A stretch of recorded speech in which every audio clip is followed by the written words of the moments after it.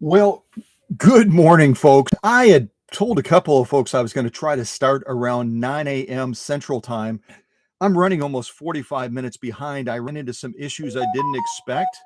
I ran into some delays I didn't anticipate.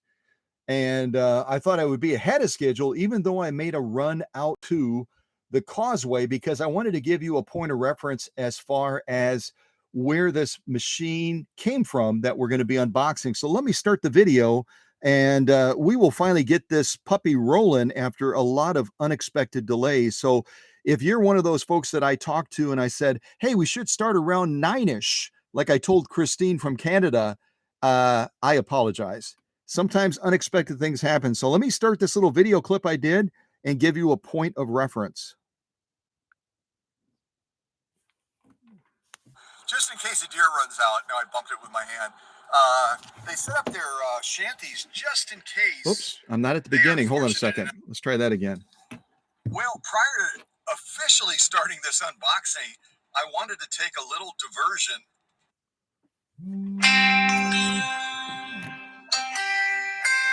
See what I'm talking about? Over towards the causeway, so I can give you a point of reference as to where this box was shipped from. I can tell you that Virginia reached out to me and explained that she had come across this machine and she really wanted to make it right. Not only have it sew beautifully, but also have it restored, to a point where it's going to have a beautiful luster, a near museum finish to it, and then she can have it on display in her quilting shop. And she has a quilting shop in an area of Wisconsin, a very touristy spot, Egg Harbor Sister Bay. So if you want to Google and type something into the live chat about Egg Harbor Sister Bay, that would be totally cool. That way folks can have a better understanding about that area. And she ended up shipping the machine from an equally lovely spot called Sturgeon Bay. And yes, by the name, it implies that they're known pretty well for those huge fish that come out of fresh water. And I've shown you out here at the causeway, I've shown you the ice fishermen that as soon as that water on the bay freezes over, they right away will set up their shanties. And they'll, that was a horn bump. Just in case a deer runs out. Now I bumped it with my hand.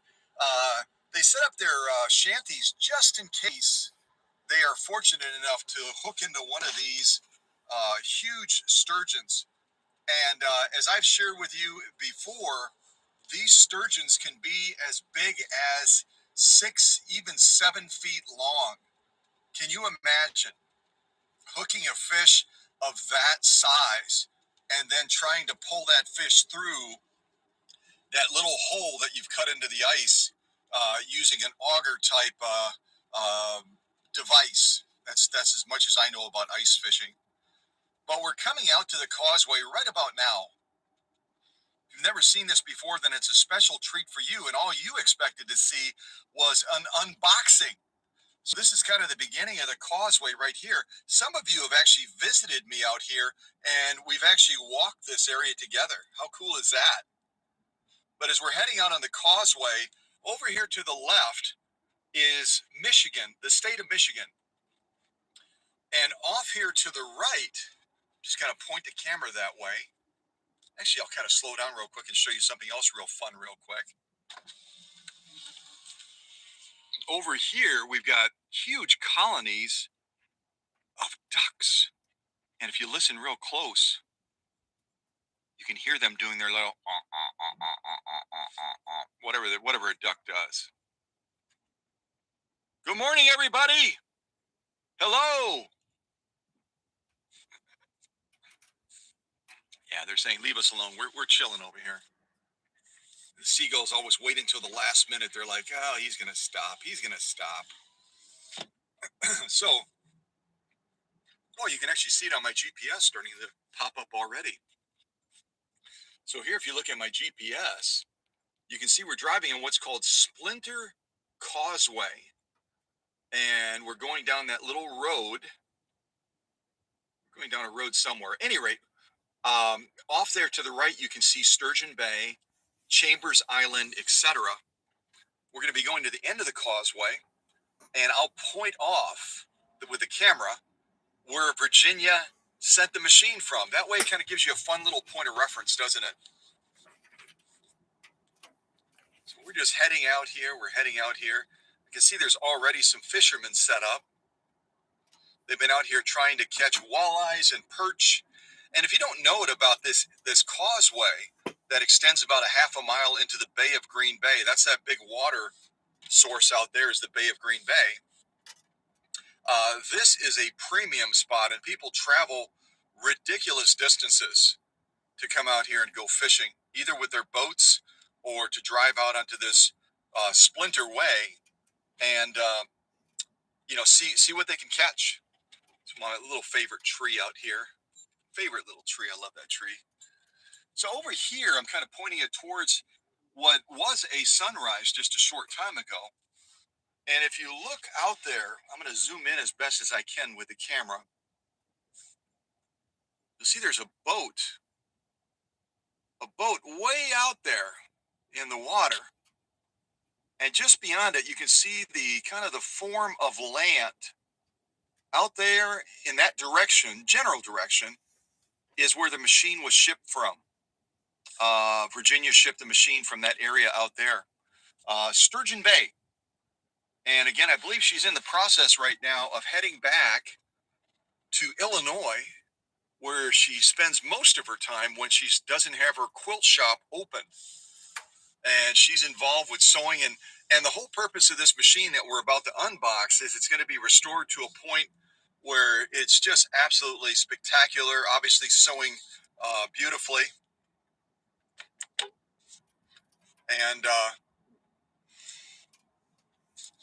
And also she'll have it on display in the treadle table that she removed it from to ship it to the workshop.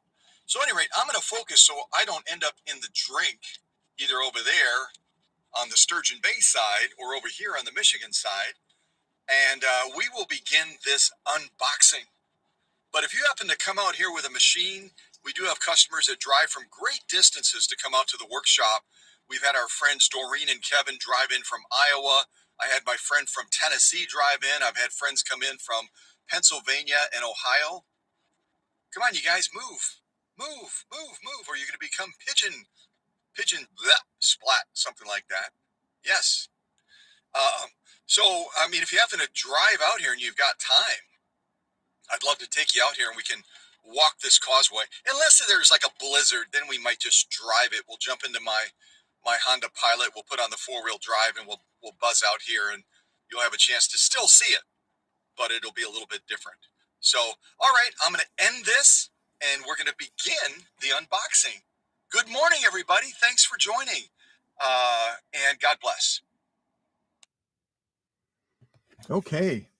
So that was just a quick little orientation to take you out to the ballpark. No, to take you out to the causeway and to give you some point of reference as to where this machine came from. Let me get the lights back on now. We were getting a little bit of a glare on the screen. And again, I apologize to those that I had chatted with about starting at an earlier time. I had internet issues. I was mitigating some other things over the phone. And so we're finally getting into this. But I want to give you the serial number, and I'll show you the actual picture that the customer sent me as we were talking about me considering this project. I want to show you the actual picture of the serial number, and hopefully you see it the same way that I do. And it's really creates a little bit of a confusion for me because the photos of this machine do not represent what the serial number suggests that the machine is. We've got a little bit of a mystery on our hands, and I'm going to need your help potentially in figuring it out. So let me get to Virginia's picture. And also I'll say good morning to everybody as well. I know that you already have greeted each other. So good morning to Let's see here. Good morning to Christine, uh, my new friend from Canada. And good morning. Who else? Let me scroll up here. Good morning to Paula. Paula from West Palm Beach, Florida. And yes, that is a little piece of paradise, isn't it? It's lovely out there. Also, our friends that are in Naples, Florida, like Emma and Madeline as well. That's also a lovely, lovely place. And good morning to Emma.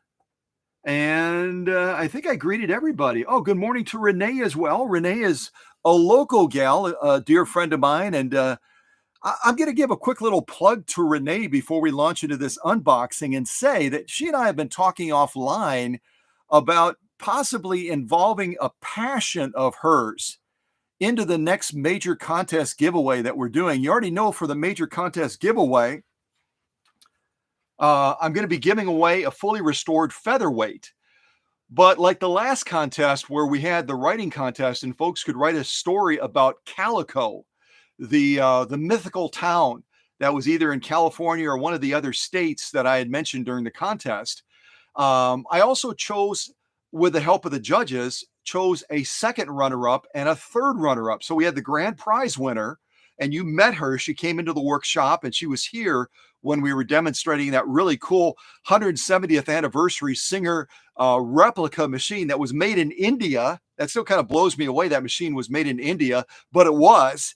And then I also selected a second runner-up and a third runner-up and had some special gifts that I sent to those runner-ups as well. And for this next contest giveaway, Renee and I are talking about the possibility of her contributing some of her diamond art. Has anyone else ever heard of diamond art before? If you haven't, and you're like, diamond what? Renee could possibly explain a little bit in the live chat what's diamond art.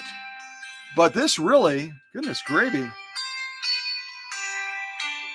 Hold on just a second. I am just getting hammered by calls today, so I better bump this on silent real quick. So Renee maybe can explain a little bit more what diamond art is, but she's actually shown me some of her work, and you can get different patterns. And a lot of them have sewing machine themes, and they're spectacularly beautiful. I can't even talk. They're spectacularly beautiful. And I said to her, wouldn't this be great to give one of these maybe to the second runner-up and then the third runner-up? And they're suitable for framing. And they're, bead by bead by bead by bead, incredibly meticulous work to create these works of art. And again, if you've never heard of diamond art, you can Google it. It's pretty pervasive right now. But again, the care that Renee puts into her work and the enjoyment that she gets from it, it really is a way for her to relax after a busy day. Is just, I just think it's amazing. We've heard about some of the NFL football players that do needlepoint and crochet and other things like that because they need to relax after they get off the combat field of being an NFL football player. For Renee, it's diamond art, and apparently for a lot of others as well. So she and I are going to finalize plans for that and see what we can work out. But I wanted to mention, since she popped into the live stream, that that's in the works right now. So if you decide to jump into that contest, and for whatever reason, the judges and myself don't pick your creative writing piece, again, involving celebrities, you're going to be able to pick two, see, I can't even count. You're going to be able to pick two celebrities for your team. And then you're going to talk about a project, a fictional project that you're going to make with them. I've talked about this a little bit already, and I'll expound on it on Facebook. But you're going to be able to take these two celebrities that you bring on your team. Maybe it'll be The Rock. Maybe it'll be John Lennon. Who knows? And then you'll create this project together. You'll give a backstory on how you've met them and the friendship that you forged and why they said yes to you about helping with this special project so you could possibly win this fully restored featherweight from the workshop. So I think it's going to be a real fun contest to get involved with. And again, if you're not picked as the grand prize winner and you're selected as second runner-up or third runner-up, you might be able to get as a special gift, along with some other things that I toss into it, one of Renee's beautiful diamond art pieces with a sewing machine theme. So that's my plug. And hopefully, I haven't looked at the live chat. Hopefully, Renee has been able to share a little bit more. If you're unfamiliar with this diamond art stuff, what it is, what's involved with that, and all of that stuff. But let me get back to what I was going to do, and that is finding a picture of this serial number on the machine that we're going to be unboxing today. I looked it up, and then I looked at the pictures that Virginia sent with this serial number. Something doesn't add up. Something doesn't add up.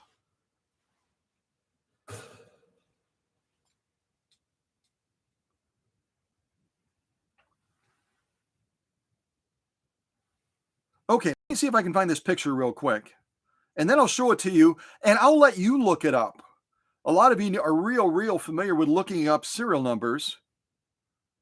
And hopefully you can look it up and just confirm that I'm not confused and that it does come up as such and such a machine. Eventually I'll find it.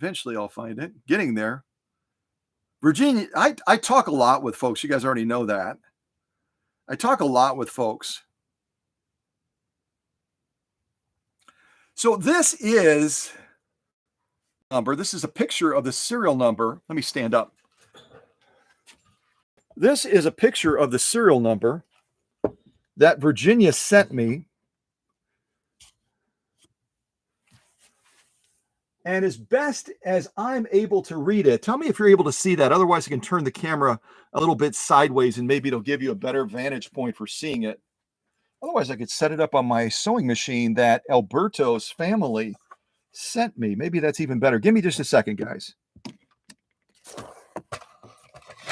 This is a little bit higher up than my harmonica case, and this may give you a better vantage point for seeing the serial number. If I can get it to stay. Let me turn it like this, maybe. Nothing's gone right today. It's probably going to be just one of those days. Okay, I kind of have it balanced right now. Hopefully the phone doesn't fall. But the serial number that I'm seeing, and again, this was sent to me by Virginia as we were talking about this project. The serial number that I see, and maybe your eyes are better than mine, and you can see something different. But what I'm seeing is it starts with a letter, and it's kind of hard to see the letter way off to the left there, but it looks like it starts with a G. And then the rest of the numbers are 438. The 8 has lost its black filler. You have to kind of look at it very closely to see that it's an 8. I thought it was a 3 at first, but it looks like G 438 1013. G 438 1013. I'll type that into the chat as well.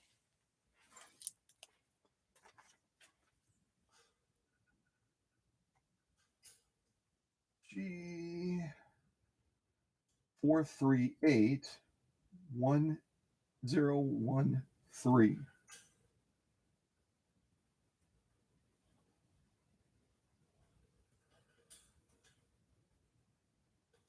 I got the cap lock on. That's why I didn't do what I wanted to do.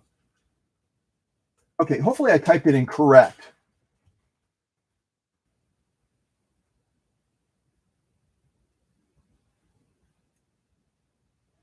You know what? That's a good question. Is it 483? I'm trying to look at it again. You know what? Let's look up both. I didn't try looking up 483. I could do that right now with you and see what I see.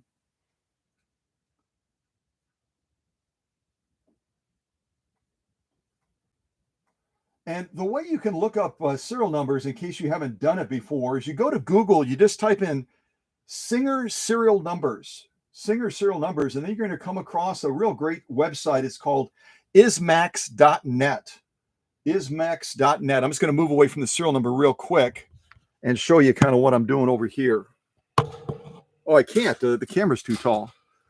So I looked up ismax.net. I'm going to click that now. And then you get to a page like this where you can scroll down, and assuming it is a G, it kind of looks like a G to me. Once we get the machine out, we'll be able to see the serial number so much more clearly. I can even polish it up a little bit real quick. And then you click G, and then we start scrolling down. We're looking for a 7-digit number, right? We're looking for a 7-digit number.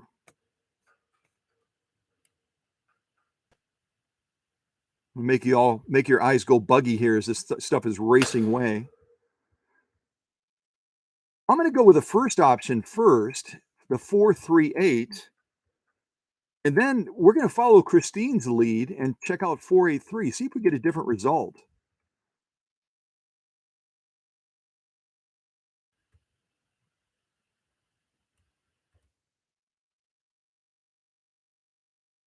I'm not able to see the live chat right now. So if you're asking me a question or you're making a statement that I should respond to, I'm not able to see it. So I'm looking at 438 first. We're getting close.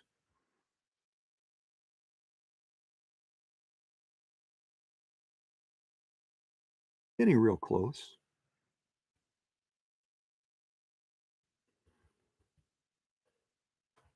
Okay, we're getting really, really close now. So 438 would be up right around here where I'm showing you on the screen right now. So assuming the serial number I read was correct the first time, it's telling us, and I'm going to pop over to the other screen real quick just to see if you're able to see that clearly. Hold on a second. That's what I wanted to show you. Okay, I'm just going to leave the camera there. I hope you can see it. It's right where I have the cursor right there, right here. If it's 438, it's telling us that it's a class 127, 25,000 made with a birth date of December 29th, 1915. And it was made in St. John's. St. John's, by the way, and Christine would know this, St. John's is in Canada. So, but the pictures don't add up that it's a class 127. Let me just look at the screen real quick. Give me a second, guys. The letter was tough to see. Yeah, I agree. What did you see it as, Christine, if you didn't see it as a G? What letter did you see? What letter did Christine see instead of a G? And I'm going to go over here again and just go to 43. What do we say? 483. Let's see if we can find 483 and see if that might make more sense.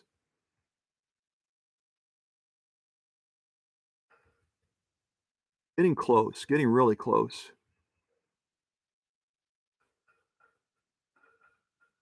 So 48, if it's 483, we're looking at this line right here. And this might make more sense, but it still doesn't match the machine. If it's 483, then we're looking at a class 128, 15,000 made, and we're looking at a birth date of July 25th, 1916. But again, it doesn't present as a 127. It doesn't present in the photos that Virginia sent me as a 127 or a 128. So maybe Christine is right. Maybe Christine is right. And maybe it is. Yeah. Paula typed it in as well. I'm looking at this now. Paula typed it in potentially as a 128, 1916. But again, the pictures don't match this, you guys. The pictures don't match this serial number that we're trying to figure out. They don't match it. Let me show you the serial number again, and maybe somebody will see something different. Whoops, you won't see anything because the camera went dark. Hold on a second. Okay. So here it is again. And I don't know if you're able to see that clearly. It is really, I agree with Christine, it's very hard to see that letter on the far left-hand side. It's very hard to see that letter on the far left-hand side. But that again is the serial number as best as I can read it. Try to get even closer maybe. Let me shut off that light again above. So again, this is the serial number plate on the machine that Virginia sent. But I can tell you, if I show you the pictures that she sent as well, that it doesn't match either of those classes that we just tried to look up for this machine. It does not match. The photos she sent do not match a class 128. They do not match a class 127. So maybe our whole issue is that first letter. Maybe, like Christine said, maybe it's not a G, but what is it then? Or maybe, let me see how many digits there are. Let me go back to serial numbers and see how many digits there are for machines that have no letter prefix. Remember, prior to, as we're looking at this picture of Virginia's serial number on her machine, remember prior to 1900, Singer did not use a prefix letter for the serial plate. They did not use a letter as a prefix to the serial plate. They were simply numbers. So maybe one of you, and I'm going to look right now to see how many digits there are within these the no serial, or the serial number that has no letter prefix. See how many digits there are for those. If there's 7, maybe that's our answer. Maybe there is no letter prefix, and I was mistaken in assuming that there was, because it looked like a G to me, but maybe it's not. So I just clicked no serial or no letter prefix for serial numbers. Let me see if they go up to 7 digits. One, two, three, four, five, six, 7. They do go up to 7 digits. So I'm going to try that. And you can try it with me if you want. Go to serial numbers, go to no letter prefix. It's like the very first option at the very top of that ISMAX summary. And let's see if we eliminate the letter and just go with the numbers, either 438 or 483. Let's see if we get a hit that way, maybe.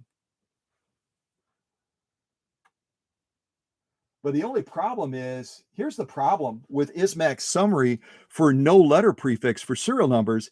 It doesn't tell you what the machine is. It just gives you the brackets of the serial numbers before there was a letter prefix. It does not tell you what the machine is. It does not tell you the class of the machine. So it's almost no help to us whatsoever in figuring out this mystery. It's no help. It's no help. The help is going to be when we get this machine unboxed, and if I can go over that serial plate, get it cleaned up clear enough that all of us can see it, then we'll know for sure what we're looking at. But again, the pictures don't add up. And those of you that are pretty familiar, let me move this real quick. Those of you that are pretty familiar with machines, let me give you a picture of what she showed me the machine looks like, and you're going to see right away why we have a dilemma.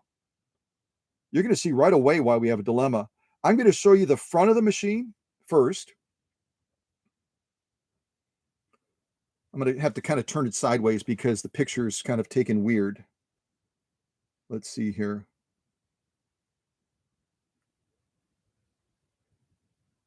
All right, I'm going to do my best to hold this in front of the camera. This is one of the pictures that Virginia sent me right here. Hold on a second. I got to change screens now so I can look at the live stream.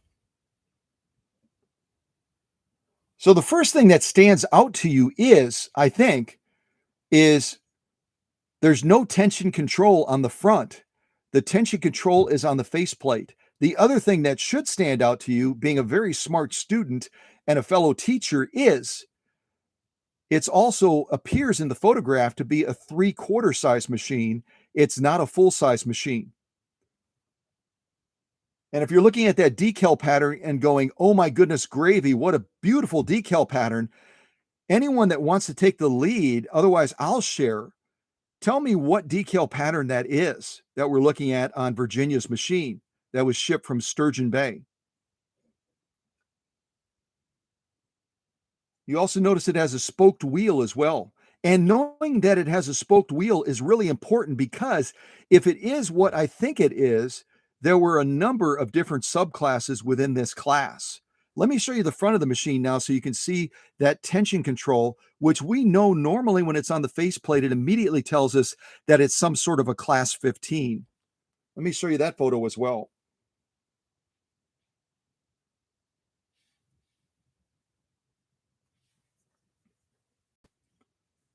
So here's the photo of the front of the machine that Virginia sent me.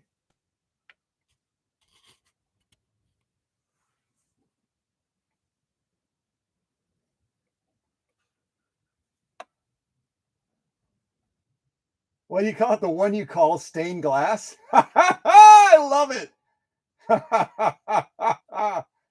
Oh, a mystery for dear Sherlock, indeed. Yeah, and Christine looked it up with no prefix of a letter, just with the no, with the serial number, no prefix of a letter. She came up with 1881, I think. The problem with 1881 for this machine is you'll notice that it does not have a long shuttle setup. In other words, it doesn't have those long plates that tell you that there's a vibrating shuttle in there. And back in 1881, in all likelihood, if the machine is from that period, it probably would have had a long shuttle in it from the 1800s. It wouldn't have had this style of hook system and bobbin system on it. But you can see here the tensioners on the faceplate, and that tells us almost right away it's some sort of a class 15. But here's the problem. There were a lot of class 15s, a lot of class 15s. Anyway, back to the pattern on there. That pattern is called either a gingerbread pattern or it's called a Tiffany pattern. This pattern right here that I'm showing you.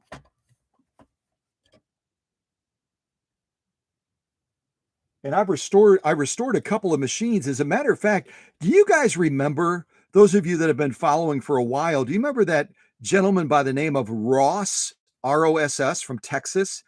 And he wasn't actually my customer. He was a master woodworker, but he had a customer that wanted him to restore the cabinet. He was not skilled in restoring the machine. And so he sent the machine from Texas to the workshop, and I did the machine. He did the cabinet. Actually, he just sent me a note recently, and he's still working on the cabinet. So I got the machine back to him like 8 months ago, at least. And the machine has been sitting there, finished beautiful, from Wisconsin, and he's still finishing up the cabinet. So, hopefully he doesn't blame me, because I did my part and got the machine back to him in a very timely way. And he's still working on finishing the cabinet right now. But Ross, at any rate, married, or is going to marry, my machine work with his cabinetry work and make this customer down in Texas very, very happy. But my point is, the machine I restored for him, which was in an awful, awful state. If you go to the YouTube channel and you go under search and you type in the word Ross, R-O-S-S, I think those videos will come up that I did showing the machine and the finished product. And maybe I also showed some of the Facebook pictures as well, but it was rusted. It was just a mess. Oh my gosh, it was a mess. Some of you have real good memories and you probably go, yeah, I remember that machine was just horrible. And it ended up being museum quality. But his museum quality machine that I returned to him was also a Tiffany or a gingerbread pattern. I think it's spectacularly beautiful, don't you? So at any rate, I agree with all of you. Let's get this puppy unboxed and see if we can figure out what did Virginia send to the workshop, because right now it's a bit of a mystery, isn't it? It's a bit of a mystery. Okay, let me move this camera back to a place where we can see the unboxing. Move this up a little bit. There we go. That's pretty good, I think. All right, so I'm going to get into this unboxing now, and maybe we can figure it out. I've never been stumped like this before, other than a couple of machines I had in the workshop that came from an origin of being manufactured by Singer in France. And those of you that don't know it, the manufacturing plant in France ended up burning to the ground at some point. And all of the records that they would have had were destroyed in the fire. And there were no records that were, exported out prior to that fire. So pretty much any machine that has an origin of France, and I would have to look at the letter prefixes again, but I believe France might be a letter P. In other words, if the serial number starts with a P, I'd have to, don't take that as gospel truth. I may have to look that up. And I had put all those manufacturing plant prefixes out over Facebook, and I've shared them otherwise in the past, but I don't remember from memory if France is P or if it has another prefix. Singer would use different prefixes for the serial number to indicate what manufacturing plant, where it came from in the world. But at any rate, France's records were all destroyed. So if you get a machine that was made by Singer in France, it's nearly impossible to figure out the specific birth date of that machine because the records were all destroyed. They were all eliminated. And some of you remember at one point had a wonderful gal that was supporting what I do on Facebook. And she was from Paris, France. And she and I had a conversation sometimes late into the evening because of the time difference. And she shared with me, I'm trying to, because we had a customer that had a question that was reaching out to us. She said, I'm trying to look up this number. It was made in France, but I can't find anything. And I told her that's because all the records were lost in the fire. And so she was like, oh, geez. But Olga, that's her name. I haven't thought of Olga for a little while, but Olga was the one that was on the Facebook Cow Country page helping as a moderator, kind of like Bill is doing now. And also, I'll mention to you real quick, congratulations is in order. Congratulations is in order before we launch into this unboxing, because I mentioned in one of the recent live streams to Christine, she's so passionate and so involved in what we're doing on the YouTube channel right now, getting involved with live streams like this now from Canada. I said, I would like to consider adding you to the Facebook team and helping, you getting involved in some of the stuff we're doing there. And then eventually, kind of like with Paula and Sunny and others, then migrating you eventually over to YouTube and getting you involved as a moderator there. But I said, first of all, you have to get vetted by Bill O'Rourke. And so Christine and Bill talked late into the evening through Facebook Messenger. And after they got done chatting for a long time, I reached out to Bill. I said, what do you think? He said, yep. He didn't make that sound because I couldn't hear him anyway through Messenger, but he gave 3 enthusiastic thumbs up. So the whole point of this blah, blah, blah is, would you join me in congratulating Christine from Canada in joining the ranks of the Facebook moderating team? And I'll start her out on a lower threshold. There's different thresholds you can put moderators on within the Facebook structure, and then eventually move her up to an editor position like Bill, so that she'll have the authority to post articles and maybe even share some of her projects that she's working on in Canada and share that with us, so we can have a friend from the North get involved with our work. She's already involved with it, but she'll be able to get involved as part of the leadership team. Won't that be cool? So, historically, it's kind of nice. Even a small guy like me from Wisconsin, I've been blessed with people from around the world, like Hans from Norway and Olga from Paris, France, and now Christine from Canada, that have joined our ranks to be not only a part of the Cow Country family, but be a part of the Cow Country leadership team. So at any rate, blah, blah, blah, blah, blah, blah. Congratulations to Christine. And so great to have you on board. So great to have you on board. All right. Yeah, let's unbox this. Okay. And of course, I should mention this. As a courtesy to the leaders that are already on board, when the time comes, and it won't be for a little while, when the time comes for Christine to migrate over to YouTube and be a moderator, and we'll give her one of those wrenches and hammers, so if those nasty porn people jump on, she can join along with Paula and Sunny and Emma and Bill and Veronica and Michelle in whacking those little trolls that try to disrupt our live streams. Prior to her being selected for that position, she will have to do something similar like she did with Bill. I will give her profile information to Paula and all the other moderators that are on YouTube, and they'll have a chance to visit with her, and then they'll have a chance to chime in and say, or I'm sure it'll be this. But it's a formality that I do as a courtesy to the leadership team, even though I'm in charge of the channel and all that kind of stuff. They are my partners in managing things. And I would be remiss and not involving them in a decision.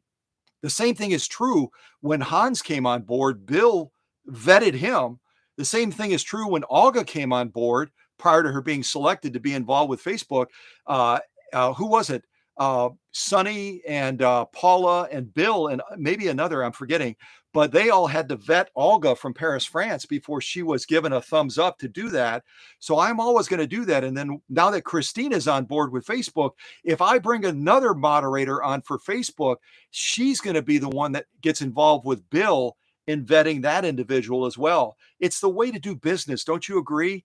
You don't say that someone's a leader and then not involve them with decisions that affect that Facebook page or affect that YouTube channel. They're my partners and I can't do it without them. Okay. All right. So I wanted to explain that as well.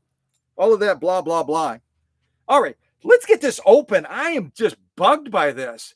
And I bet you're bugged as well, saying, what the heck is in that box? Why can't we match it? In the photos, it looks like an apple, but when we look at the serial number, it's a pear. What the heck is going on? Yeah, what the heck is going on? All right, let me get some lights back on. All right, I think I've got all my lights back on. I think I do. So, the outside of the box, I'll just kind of rotate it around real quick and show you. All in all, and this only traveled from across the bay. This traveled only across the bay from Sturgeon Bay to Oconto, Wisconsin, probably about 2.5 hours or so. I really don't know. One of you wants to Google it and type into the chat. But the distance between Sturgeon Bay and Oconto, Wisconsin is nothing compared to like some of the machines that have either been shipped out or have come to the workshop. Like the one that came to the workshop from London, England, that'll be getting on the workbench pretty soon. So all in all, the box appears to be in good condition, which is great. And let me do this. Let me see if we can get this open and uncover what the mystery is. I'll put on a little bit of music in the background too, because I'm going to be cutting more than talking.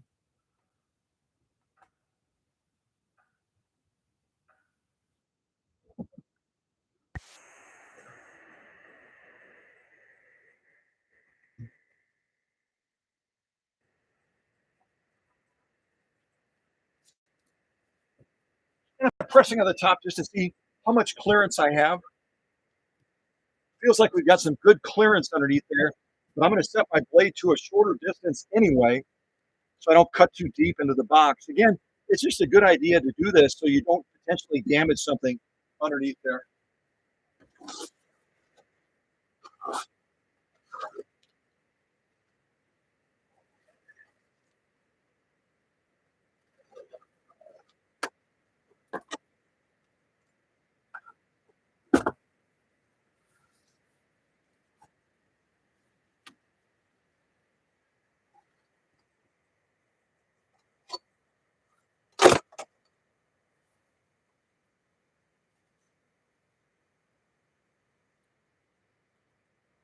Okay, and not a bad idea. Virginia, just in case the outside label was damaged, had a label on the inside with her contact information, which is not a bad idea at all to do that. And it looks like Virginia's official address is in Sister Bay. And if anyone, let me just mute this real quick. If anyone wants to Google Sister Bay, Wisconsin, I guess it is, yeah, Sister Bay, Wisconsin, and type in something interesting in there about that area. Yeah, anyone wants to type something in the live stream chat about Sister Bay, Wisconsin. Like I said, Sister Bay and Egg Harbor are areas that people will travel from all around the country to visit to get a flavor of Wisconsin. They're very touristy, beautiful areas, lots of things to see, lots of little shops probably where there are some vintage sewing machines that potentially are original owner that could be scooped up. So I've got to make a trip over there eventually.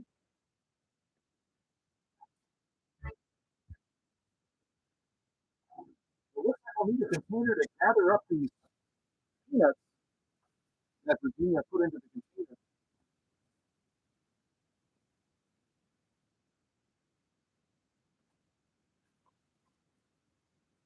And this is interesting. It looks like Virginia, I'll show you real quick. Virginia has the cardboard box on the outside, and then she has some sort of a plastic coat on the inside.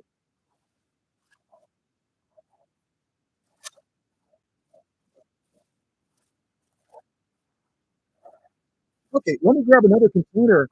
I'll get these gathered up and then we'll get this out so we can get it open and see if we can figure out this strange mystery that we're battling right now. Give me a second.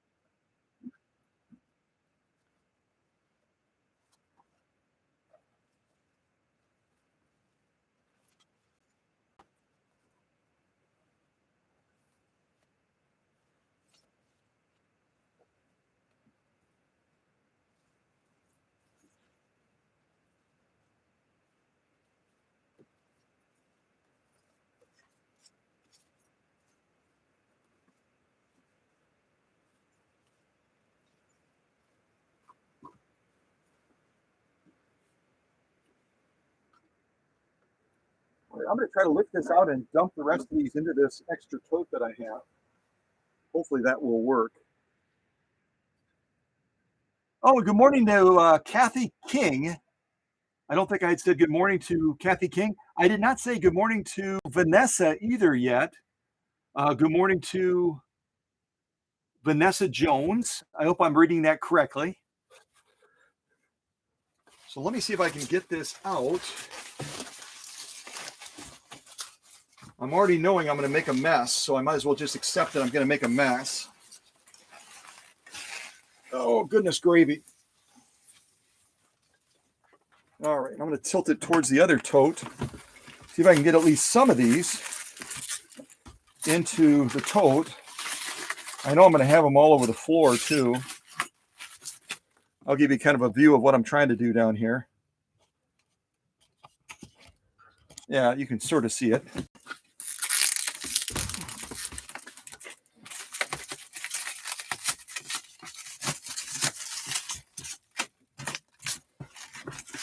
All right.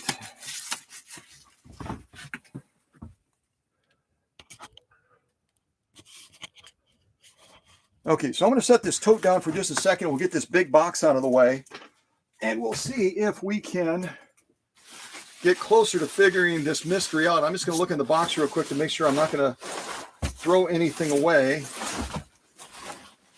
Okay, let me get this out of the way. That is a big box. I don't use cardboard boxes. I wish some of you were closer. If you need a big cardboard box, let me know. I'll be glad to give it to you. Otherwise, I'm just going to tear it down and recycle it. Recycle it. Okay, let's get this back up on the workbench.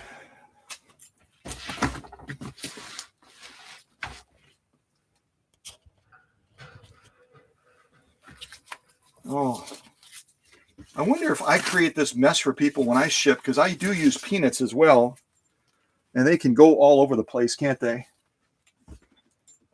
Okay, you set that to the side. I'm also real quick going to grab some of these peanuts that I dropped around so I don't step on them. Or at least I'll push them out of the way so I don't step on them.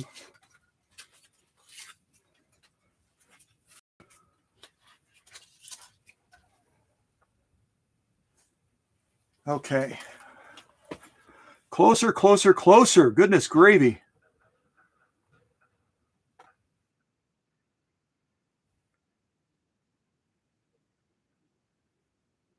Oh, good morning to Susie as well. And oh, good morning to Mindy from Nevada. Good morning to Kevin and Doreen from Iowa. They must have heard me talking about them. I was just talking about Kevin and Doreen driving in from Iowa with machines that they wanted me to work on. And then I also ended up purchasing a couple of machines from them as well. So welcome to my dear friends from Iowa. All right, I'm going to put some music on. Let's see if we can figure this mystery out. I'm just puzzled. I don't know if you're puzzled as well, but wow, never been this stuck on a machine before where the serial number doesn't match or doesn't appear to match that machine.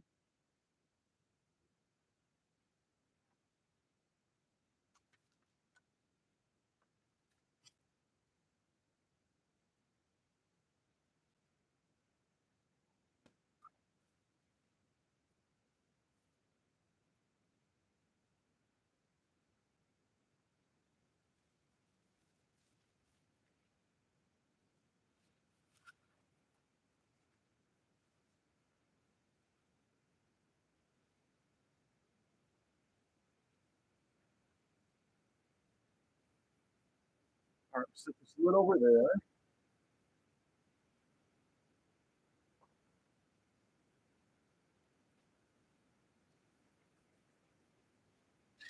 So you can see, looking inside of here, we've got a combination of these airbags, and because they were inside of that, cardboard box, these airbags look like they're in real good shape. Well, except for these, they're kind of partially deflated. And you guys already know I'm not a huge fan of these airbags, but you know what? It's better than nothing. And in many instances, if you combine it with bubble wrap, etc., you're generally going to have a very good shipping result where the machine arrives without being damaged.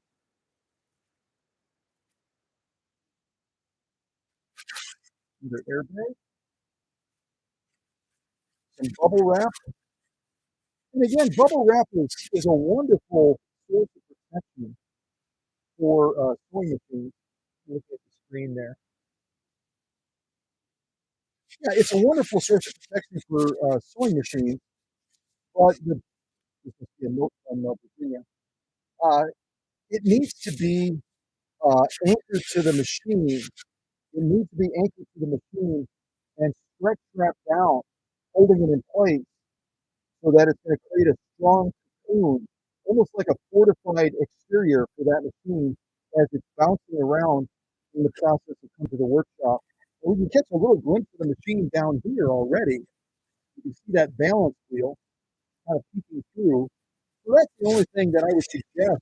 Again, we're always trying to do things better, right? We're always trying to do things better. And the better way to pack a machine is to take bubble wrap like this and anchor it around the machine with stretch wrap, and then go around that stretch wrap with some packing tape, as you've seen me do. And I just posted pictures on Facebook of me sending that FOF 1222 back to the customer in Missouri. And that's a packing process that I've used. And I had one person say to me, that's such a proprietary packing process. Why would you reveal your secrets to people? Why would you show them how to pack? Because now everybody's copying you. I even had that one person from Minnesota that said, I've got a confession, Scott. They sent me a note. I believe Bill saw the note as well because it came through by messenger. And that person wrote, I've got a confession. I've been telling everybody that this packing method is something that I developed, but I know you did. And I've stolen the idea and I'm putting it to use. What did I write back to that person from Minnesota? Did I scold them or did I say, shame on you or naughty person or blah, blah, blah? I said, good for you. It's kind of like Volvo. If you didn't know this, Volvo was the first car manufacturer. Volvo was the first car manufacturer to go from just a basic seatbelt that went across your waist to coming with that portion that goes across your chest. You guys know what I'm talking about. That three-way seatbelt thing that is pretty much in every car. It's pretty much in every car. And they developed the technology for that specialized seatbelt that would save lives. So you weren't just belted across your waist, you were belted across your chest as well, and it held you back along with eventually airbags so that you wouldn't die in a crash. They could have kept that idea for themselves and they got the patent for it. But when they filed for the patent, if you didn't know this, when Volvo filed for the patent, they made it an open patent so that no one would owe them a dime if they copied the idea and they put it into use, because they said it makes a lot more sense to share this idea so everyone can freely apply it to safeguard those precious passengers in those cars than to put them at risk. And I feel the same way about vintage sewing machines. We've got to protect these. So if I've got a good idea on packing, and it might get better from all of you giving me ideas on how to improve it, then we're going to share it freely with everyone. What was that, Dr. Singer? Yeah, exactly. We're not going to be greedy. We're going to share it freely with everyone so they put it into use and they can keep their vintage sewing machine safe, coming and going, right? That's the way it should be. So, yeah, anchor this to the body of the machine, go over it with stretch wrap, go over it with packing tape, and create a big cocoon around that machine. This loosey goosey stuff is not the best way to do it. And I'm not being critical of Virginia. I'm just making a suggestion so everybody else can try a way that might be a lot better. It will be a lot better, I guarantee it. So, all right.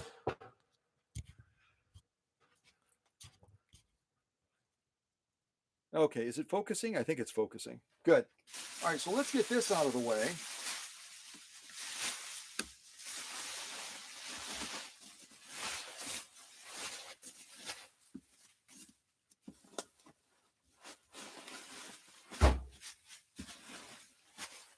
You heard that little, you hear that little bump? That's as I was pulling this out from alongside of the machine kind of bumped against the bottom of this container. So that's where, again, by creating that cocoon, you're going to be creating about, like, if you look at the Facebook pictures I just posted yesterday of the 1222, I had about that thickness around the machine, probably a good solid inch, inch and a half. And then on top, I had about that much protection, about 2 inches, so that if it takes a big hit from any side, it's going to be protected. When you don't anchor this stuff can slide around, and then you're going to lose your protection factor, even though you've stuck a bunch of bubble wrap in there. So again, let's continue to improve things, right? Let's continue to improve things.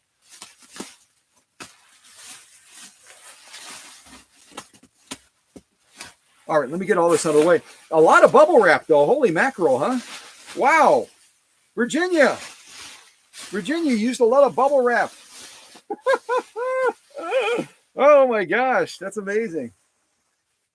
Okay. All right, we're getting down there already. So we may be able to figure out this mystery pretty quick. All right, I'm going to do this now. I'm going to lift Virginia's machine out, cradle it very carefully. There's that beautiful spoked wheel we can get a glimpse of already.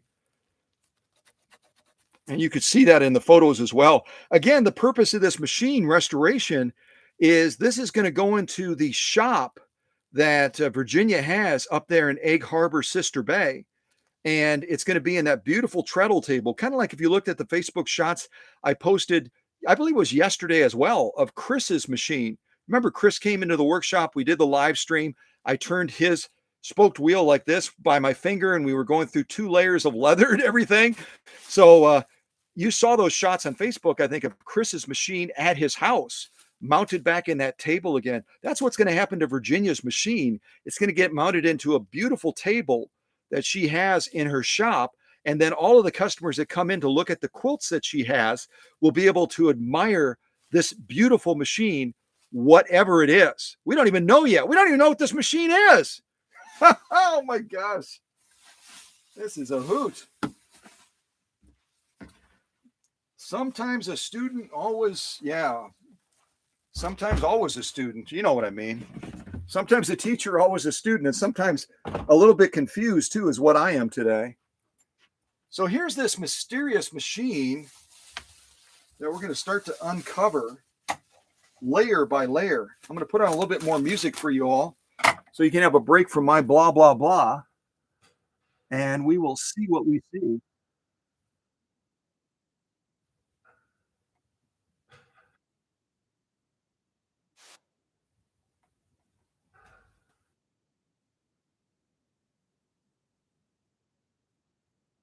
That was like a drum roll. I did not plan that. That was a drum roll. Well, let's get a little, before we completely unveil it, let's get a little bit of a pre-glimpse. A lot of rust, huh? There's that beautiful, there's that beautiful Tiffany gingerbread pattern. It almost looks like a balloon, doesn't it? It's gorgeous.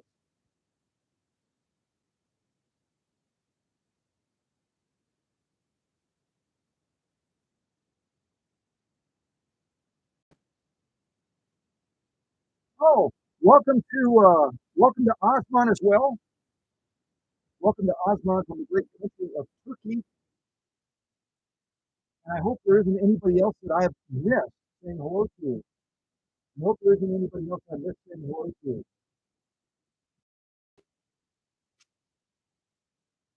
All right, let's get this unveiled.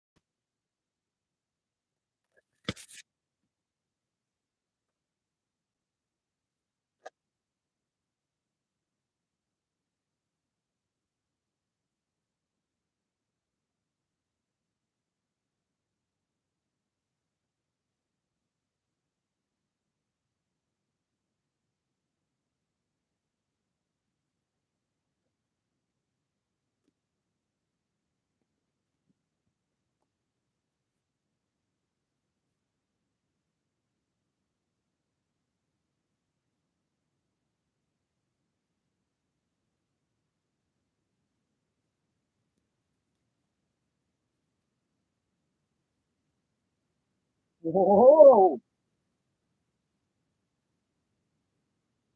Oh, was I off? Waiting to see. I'm going to do something real quick. I'm going to show you the machine like this. It just goes. Let me shut the music off for a second. We're starting to get a real clear view of Virginia's machine. And it goes to show you, even though we've got all of these fancy cameras now. We carry these little computers in our pockets called smart cameras or smartphones. That's what it is. We got all of these cool smartphones that we carry around in our pockets, and we can take high definition pictures with them, right? We can take incredible pictures, just like Virginia did, of this machine while it was still in her shop over there in Sister Bay. And we're looking at that serial number together. We're looking at the serial number together. And we are saying, okay, I think it's this. Maybe it's 433. Maybe it's 438. We don't know. Maybe it's 483. Once I show you the serial plate and we can get close to it with my high definition video camera that we're using right now for this live stream, we are going to all of a sudden have our mystery solved. We're going to have our mystery solved. Yeah, we are. Because I already got a little glimpse of it. And I'm actually going to go over it with my Dremel real quick to polish it up a little bit so you can see it really, really, really clear.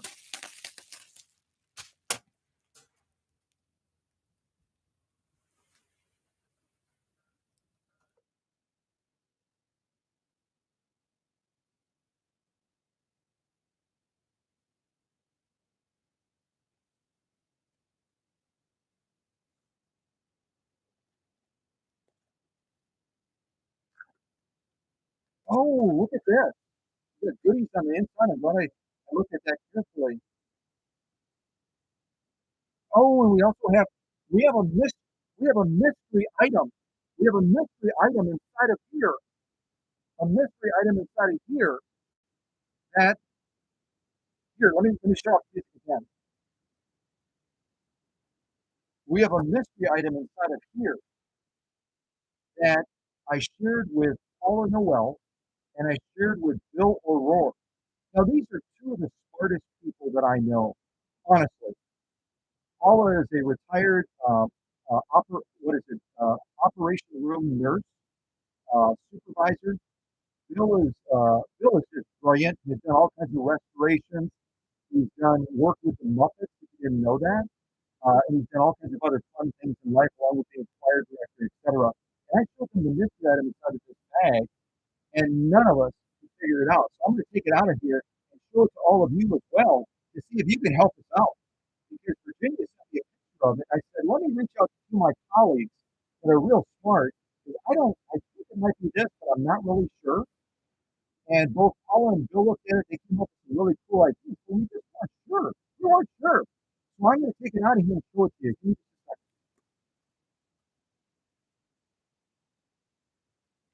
You can see the front of this machine already. Now, the only thing is, let me look at the bottom. It's waiting. Let's see. It's not working. No. I have to look at that. The clutch may be slipping. It doesn't look at first glance, it doesn't look like a long beak, but it might be a long beak shuttle. Here's the thing, when I looked at this from the top in the photos, I couldn't see what kind of shuttle system this had. It doesn't have the long plates like a vibrating shuttle. It doesn't have the long plates like a vibrating shuttle. And so right away, I was dismissing the possibility. It doesn't have those long plates that go like this. I was dismissing the possibility that this could be from the 1800s. But if this is one of Singer's hook systems that used a long beak shuttle system, similar to that machine I presented to you just the other day, the Phoenix. Remember that Phoenix had a more updated from 1957, but a long beak shuttle that would have been a little bit more updated than this one would be potentially. Let me get a little bit closer with the camera so you can see what I'm looking at. So if this is, as I suspect now that I'm seeing it, if this is in fact a long beak shuttle system and not just a standard rotary hook type setup, this machine could be from the 1800s because long beak shuttles came online in the 1800s and a lot of manufacturers, including Singer, used them. So let's take a closer look, number one, at the mystery item, and then I'm going to show you a close-up of the serial plate, and I'm also going to buff it up real quick so we can see it very, very clearly. I'll bet you that that's a long beak shuttle. It's kind of gummed up and covered in junk and everything, but that looks a lot like a long beak shuttle system. So let me pull that out of the way. And those of you that saw that live stream of that Phoenix machine, gorgeous, gorgeous machine made in Germany. If you didn't check it out on this channel, it's going to be one of the most recent videos. But you saw that the long beak shuttles also require a very special threading process, don't they? Yes, they do. So here's the mystery item. Here's the mystery item that I showed to my dear friends Paula Noel and to Bill O'Rourke. And they were like, it might be this, it could be this, it kind of looks like this, but we were still just a little bit puzzled. I actually thought that this would unscrew, but it doesn't feel like it unscrews on the end. But this was in the treadle table that Virginia acquired with this machine.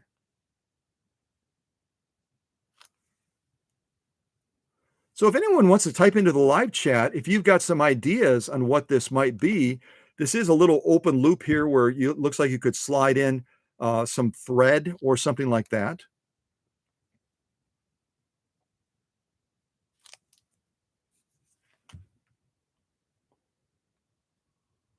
There's a pretty good. This camera was starting to focus on that.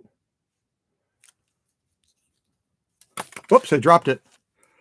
I didn't damage it, Virginia. It's fine. It's fine.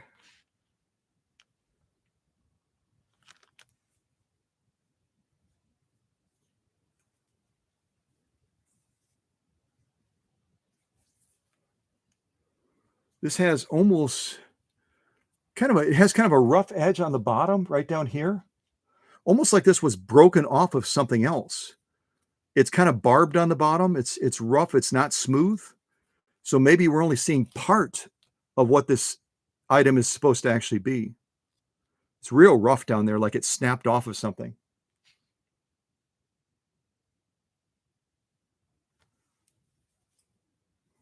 Yeah.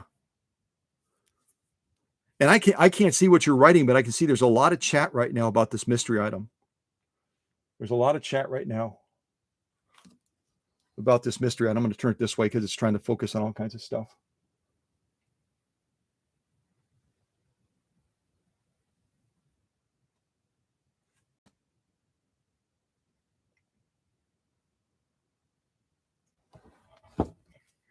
Yeah, it's cool, whatever it is, right? It's cool. Very cool.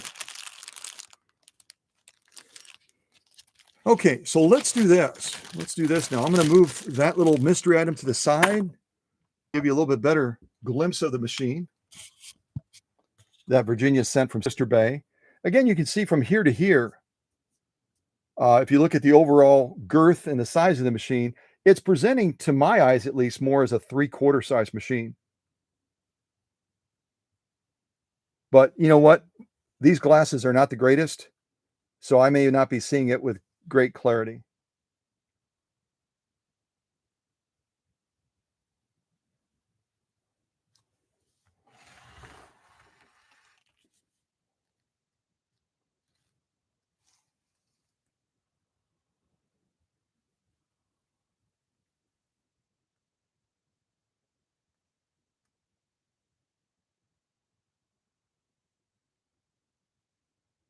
It's a lovely faceplate too, isn't it? It's got kind of a pattern of flowers on it. Do those look like flowers or some sort of a floral design to you as well? Yeah. Look at the back of the machine as well.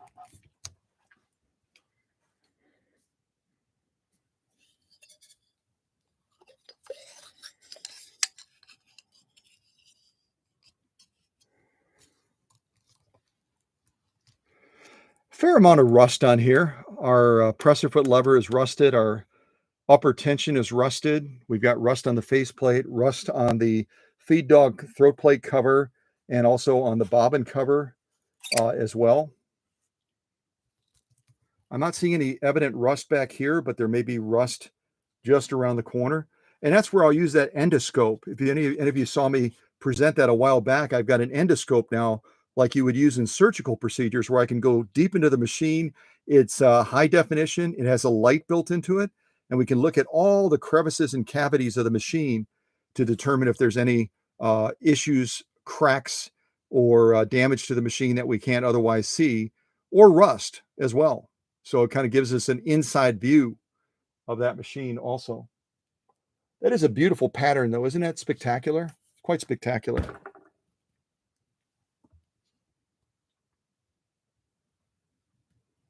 Yeah, the bottom doesn't look too bad. Not too bad at all.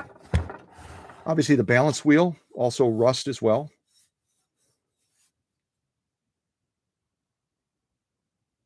Stop action.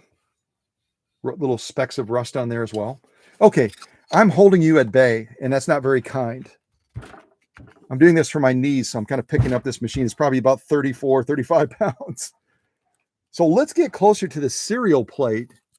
And what we'll discover is that those of you that said or agreed with me, because I think I was the one that said it, those of you that agreed with me and said, maybe there is not a letter prefix. Maybe this is a machine before the 1900s when they started adding letters to the Singer sewing machines. That camp that felt that way is going to be right. Let me see if I got my Dremel set up yet. I've got a special tip on here. Maybe we can clean this up a bit more. Okay.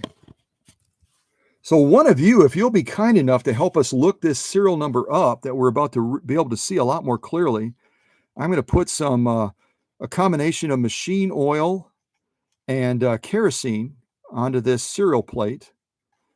And what we're going to see is what I was imagining way here to the left was a G. I took us down the wrong rabbit hole. That was not a G over there. There's no letter over there whatsoever. There's no letter at all. And Christine and I were wondering together, is that second number, is that an 8 or is that a 3? I thought it might be an 8 too. But let me clean this up a little bit. And let's see if we can see it even more clearly. I'll get us even a little bit closer. I'm actually going to do this. What I sometimes use along with my dental tools is I'll use a brass tip Dremel type polisher like this. It's going to be made out of a very soft metal, so it's less likely to scratch this surface as we clean it up. We're going to let that kerosene sewing machine mix kind of soak into there a little bit, and we're going to see if we can clean this up a little bit and get a clearer view of what we're working with as far as the serial number. But it definitely starts with a 4, and it's definitely 1, 2, 3, 4, 5, 6. It's definitely 7 digits. Starts with a 4. Some of you may already be there, may already be looking it up.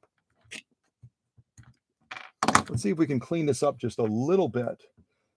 And actually the brass has been throwing little barbs out. So I'm going to use another soft polisher, but it's going to be a little bit more controlled and not throwing out barbs. So let's go over this real carefully.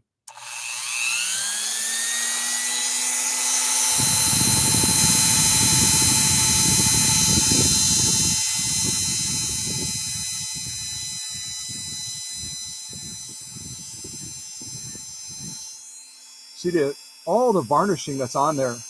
We're starting to be able to reveal it a little bit more clearly, aren't we? And my touch right now is incredibly light.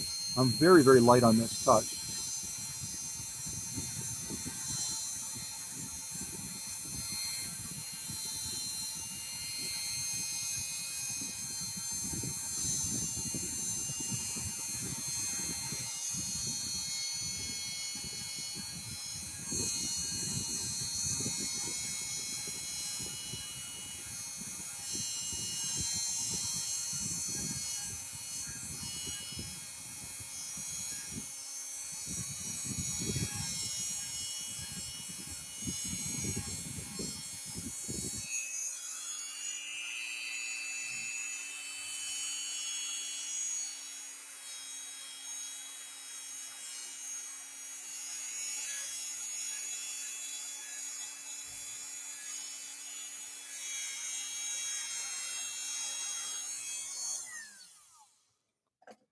You know what? Now that we've cleaned it up a little bit more, guess what? That might be a letter way, way to the left, because I am seeing that it's stamped. And if you've ever watched that video that I shared on the landing page of the Cow Country YouTube channel, you'll see the machine where it's got a number of different little hammers that were actually hammering out the serial numbers. There, that might actually be a letter in front of that number. I was thinking no letter, but that looks like it might be a letter. I don't think it's a G though. It's not a G. We'll let that soak a little bit more, give you a clear view of it, and see what you're starting to think now that we're looking at it. Oh, hello to Yali as well. Yali V. And Christine is seeing it as a G, but I just don't know now. I just don't know. It might be a G. It could be a G. But if it's a G, it doesn't make any sense.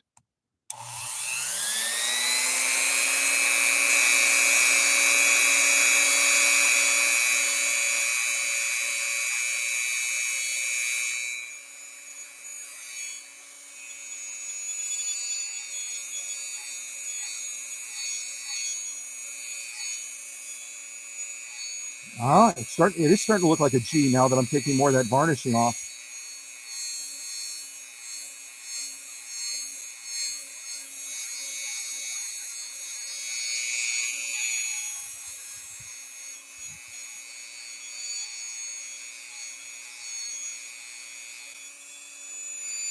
That's looking like a G, you guys.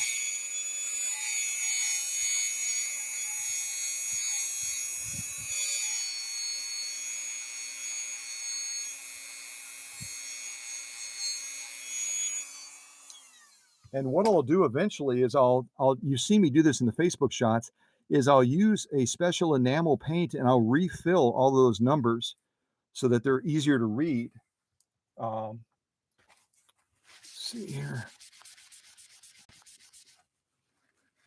Gosh, that is looking like a G. G433. Where's that fourth? Yeah, I think that is 433.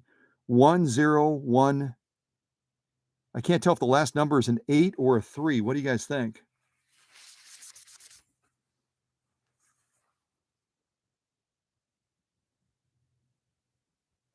I'm going to look at it real quick and see what you guys are saying. All right, we're thinking maybe it's a 115. Maybe it's a 115, huh? 115 maybe.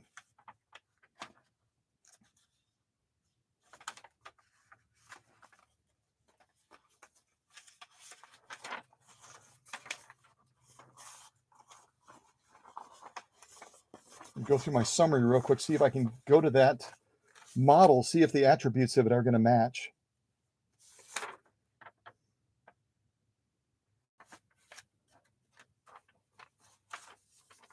I think you guys are right. I think you're spot on. And that's when I say you guys are, Osman, Christine, and others that were kind of driving us towards the 115, right? So we think it's a G43. Osman, type in the chat what serial number you went with to determine that it was probably a 115, which definitely is one of the subclasses of the class 15 sewing machine. Type in the chat, if you would, Osman, what serial number did you specifically look up to zero in on that? We obviously know the first number is a 4. Second one looks like it's a 3. The third one is either a 3 or an 8. Then we have a 1. Then we have a 0. Then we have a 1. And the last one looks like I'm looking at it from a different angle now. It looks like it's an 8. It looks like it's definitely probably an 8.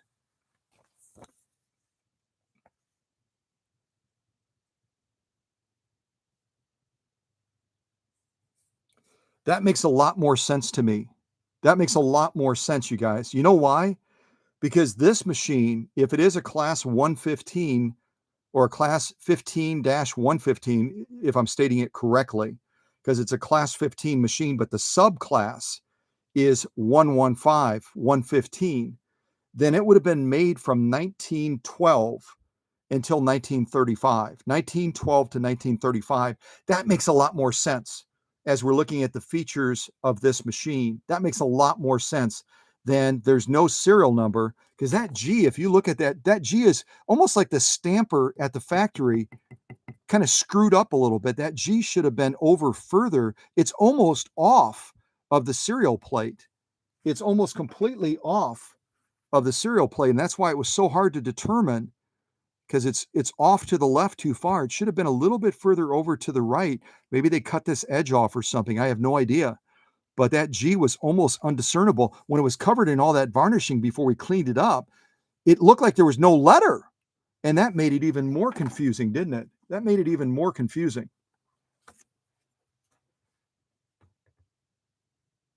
So G433 310, if my glasses are working for me, 13. And Emma typed that in, it looks like. Emma typed that in. Perfect. Okay. So that makes sense. Let me show you why. This is my class 15 summary sheet. Again, there were a ton of different class 15 machines. But class 15-115 would have been this machine. This isn't the greatest picture in the world, but it does show the machine features very, very nicely. It's showing us that there's a plain knob for the stitch control over here. It's showing us the size of the machine as well. This was used as a treadle or as an electric machine. It's got a full rotary hook, which when I was looking at it with all the crud on there, it was hard to see whether or not it was full rotary or whether it was full rotary set up as a long beak shuttle. Spoked wheel makes sense. Yeah. So I think this is our machine, in fact.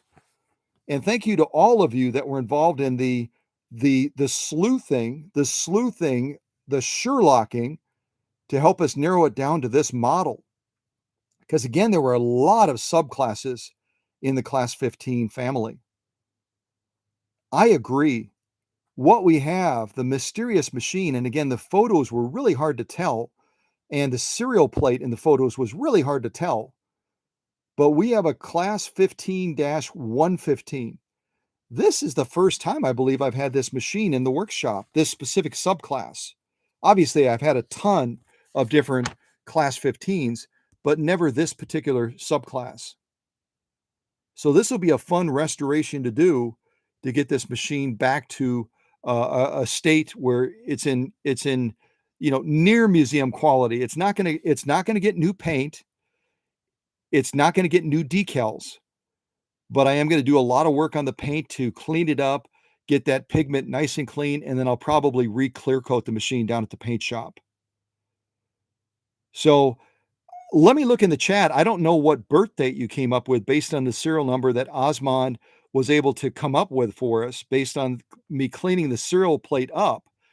But it's got to be, if we're correct, it's got to be between 1912 and 1935. Between 1912 and 1935. Yeah. I was holding that too low. That wasn't very helpful to you.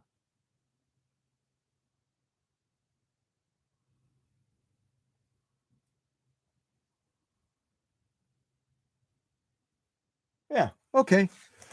Well, I think we solved the mystery. And again, I say it all the time. We learn from each other, don't we?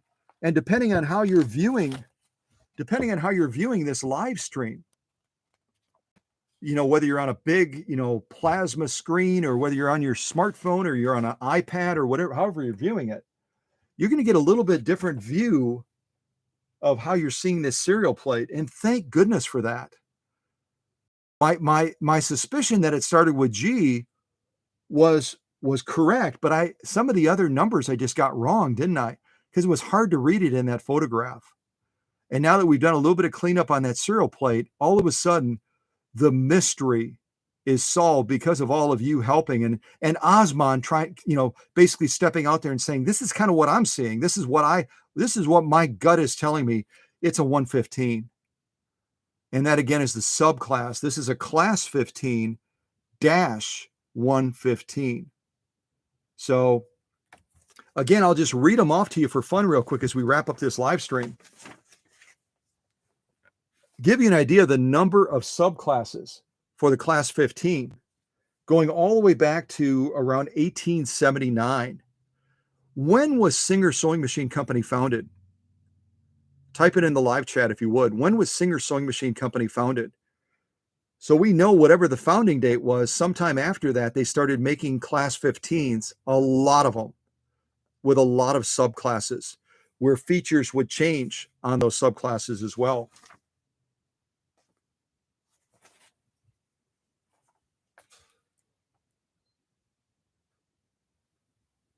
Yeah, Osmond nailed it, didn't he?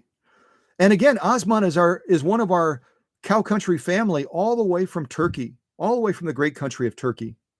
So he's halfway around the world joining us on a busy Thursday morning, I guess it is. I think it's Thursday.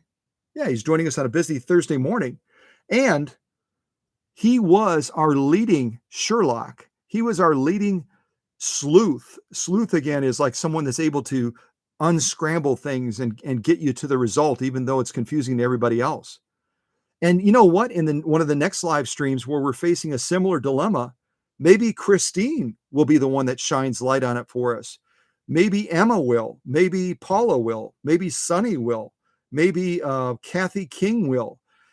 That's the beauty of our classroom, is no one is barred from stepping forward and saying, at this point, all of you can trust me, follow my lead, and I'm going to take us to the answer.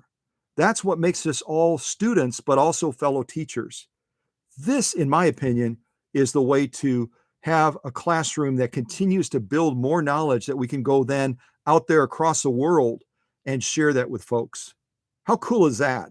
That's really cool. And I'm inspired to ring the bell since we started with a big mystery. Based on my initial hunches, I was thinking maybe the machine was built in St. John's, up there in the neck of the woods by Canada. That's proven to be absolutely incorrect. And through this process of discovery, collaboratively, and with Osmond leading us today, we were able to unscramble the mystery and identify this as a machine that is from the early 1900s.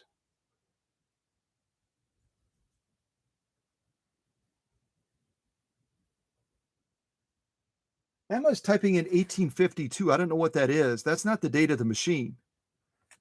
That's not the date of this machine. I don't know what 1852 is. If that's the birth of Singer, it's actually 1851. If that's what you meant, Emma.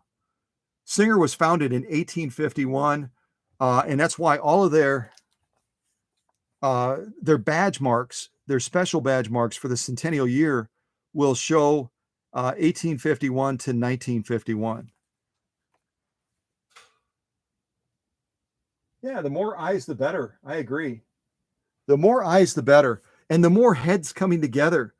And again, like I said, if you go to some of the Facebook groups or some of the other blogs and places like that, they oftentimes will have a savant that is presented. Let's just say that this is how the savant looks.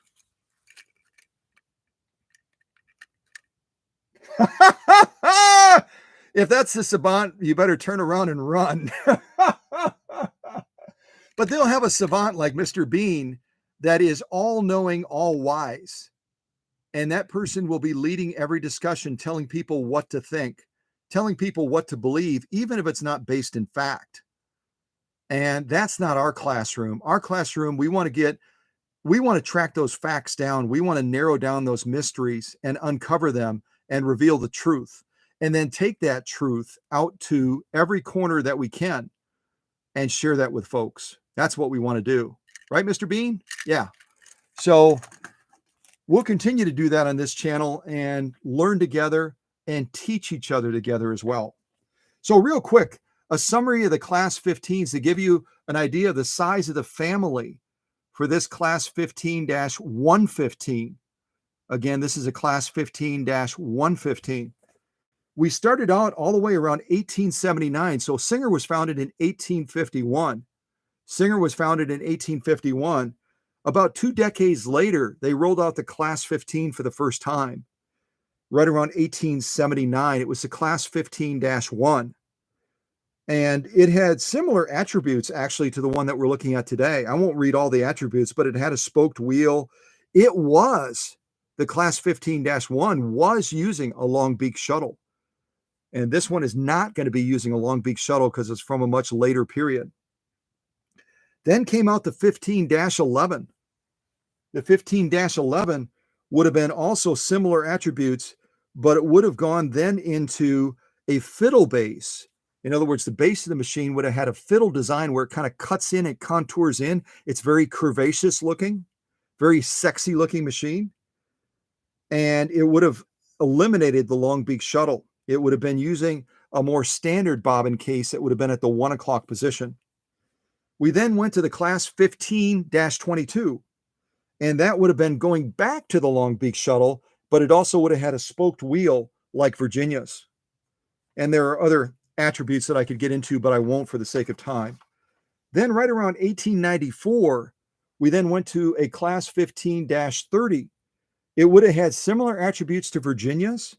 It would have had a spoked wheel, but again, it would have had the bobbin case at the 1 o'clock position, and it would have had a plain knob similar to this for the stitch length control.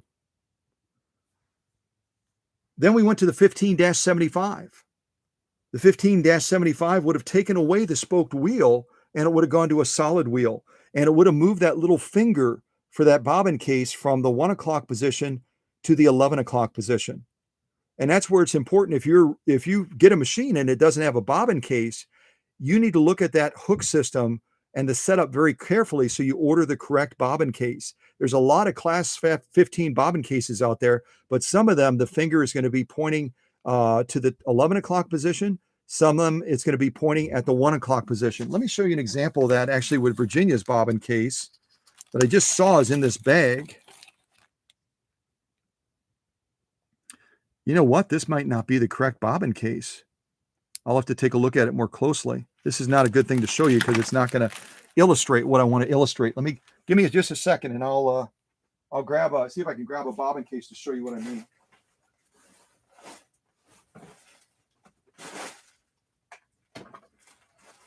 All right, almost there. This is one of many boxes that I have with goodies in it.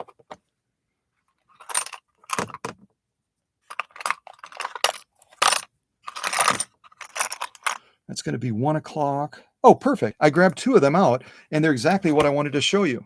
How cool is that?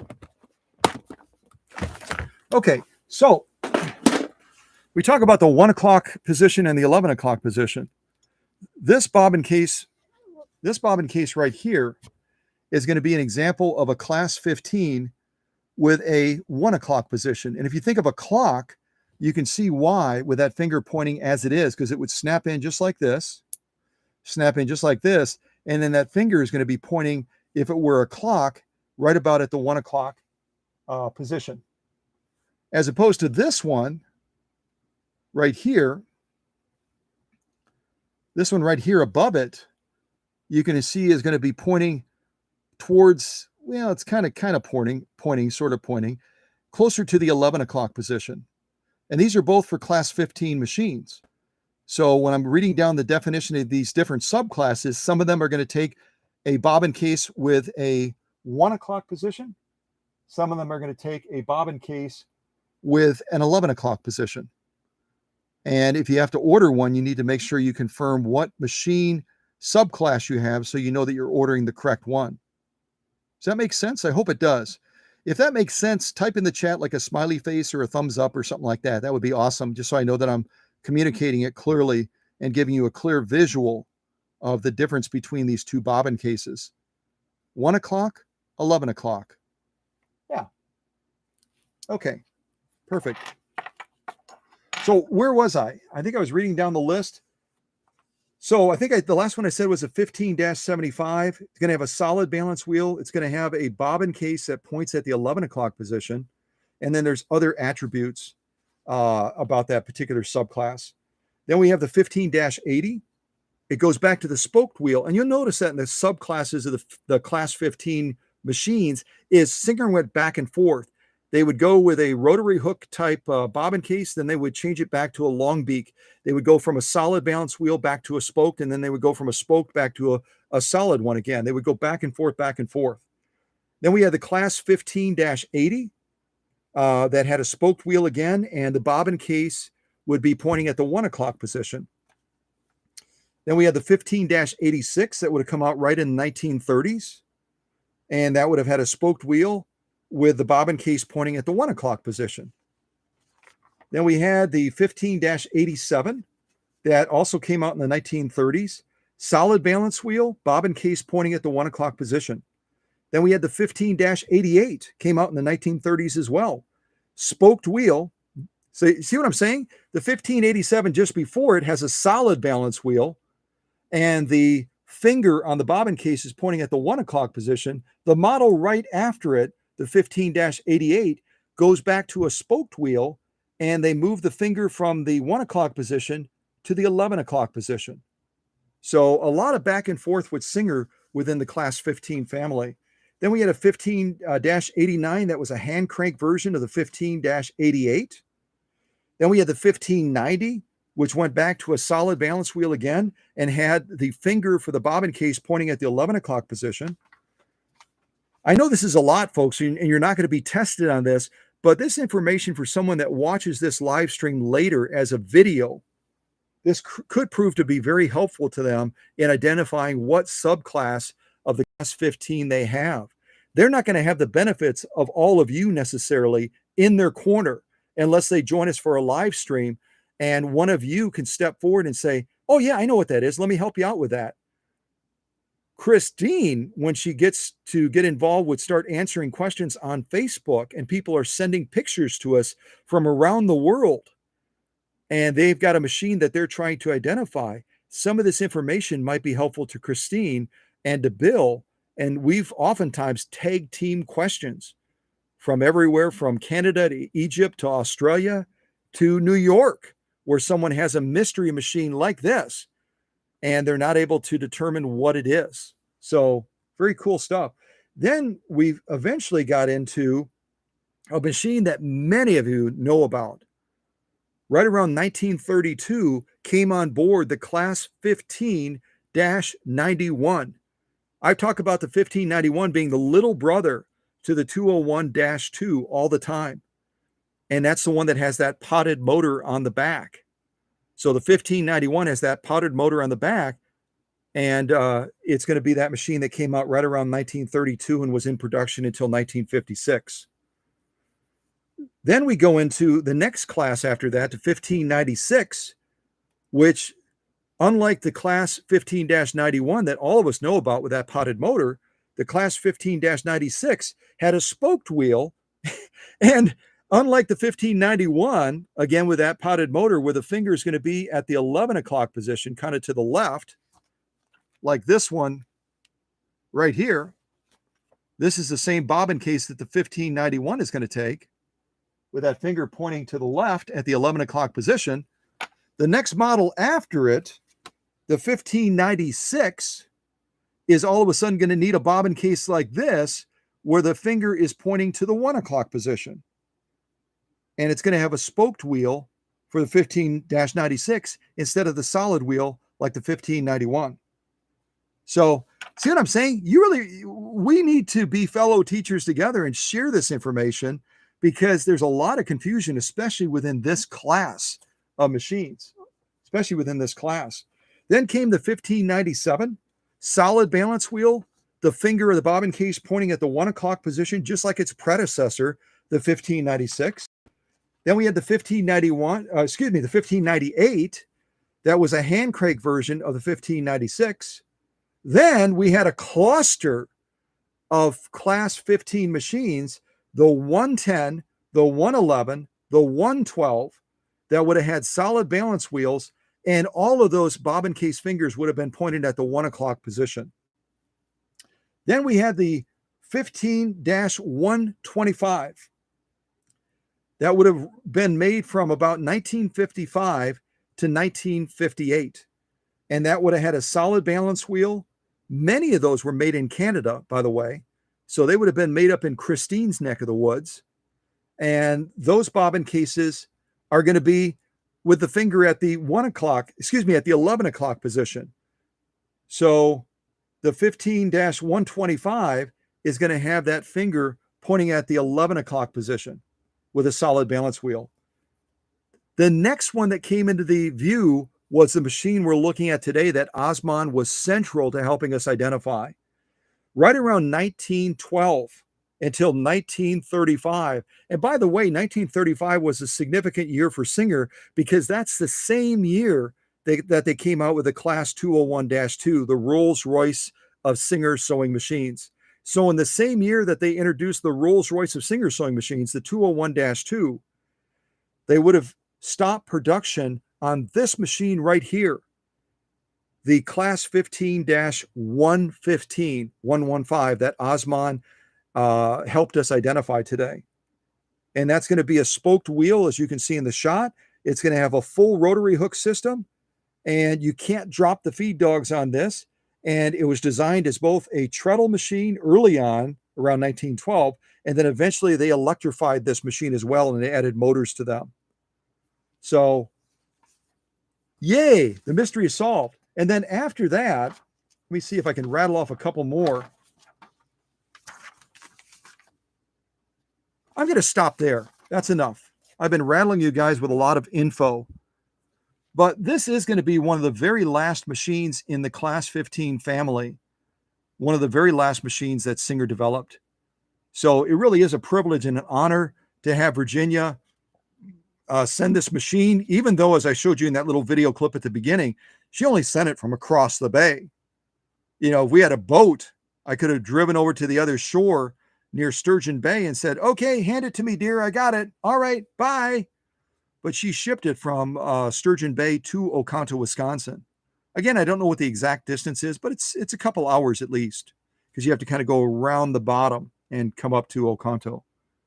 So thank you to everybody. Thank you to everybody for being a part of this unboxing and this mystery discovery process that we took through, and trying to figure out more about this machine, trying to figure out what it is. And now we know, because we came together as fellow students, not really knowing. And then one of our fellow students stepped forward, Osman from Turkey, and said, hey, I think I got this. I think I got this. And he didn't have to ask for permission like in some of the forums out there where you have a savant like this that thinks that they're all knowing. Any of you can step forward and lead us at any time, as long as it leads us to truth and to fact, because then we can go out and share that with people around the world. Okay? So I would love to say that this process in discovering that this was a 15-115 was easy, and be able to click this button. That was easy. But you know what? It was a little bit of a struggle. And without all of your help going through this discovery process, we wouldn't have been any closer to the answer, at least not right away. And that's where a lot of heads, a lot of minds, a lot of brains, a lot of people walking up with a toolbox that has different tools in it and different experiences, life experiences, can all contribute to the mix and get us to the finish line so we know what we have. And now I begin my work of taking this to a point of glory again and greatness so that Virginia can display this in her quilt making shop over there in Sister Bay, Wisconsin. All right, God bless everybody. I'm going to end the live stream right about now. In a little bit, I'll put on some music. You can wrap up your chats with new friends or friends that you already have in your circle. And I eventually will catch up and look at the live chat to see what I missed, because I've been focused over here and the laptop is behind me, and I'm sure there's things that I've missed. But maybe some of my leaders that are a part of this live stream will send me a text and say, hey, Scott, this came up, or this question came up, or someone wanted to know about this, and they can get me up to speed. That would be great as well. But I've got some customers arriving also, so I might be tied up for a while. Okay, God bless everybody. I'll come into the shot real quick with this great machine. This great machine behind me, which we know now is a Class 15-115. Yay. Yay. Ha ha. Yeah, I love it. Okay. All right. Have a great day, everybody. Thanks again for joining on a busy Thursday. God bless you guys.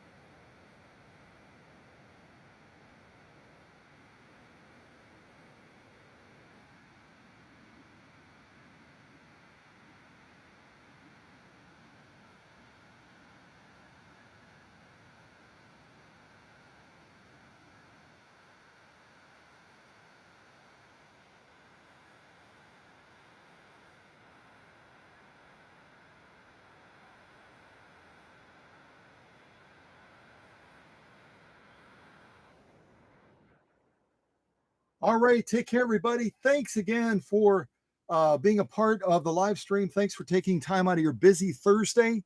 And thank you to all of you that contributed through the live chat in helping us to get to the solution as to what this machine was that Virginia sent in. All of you contributed.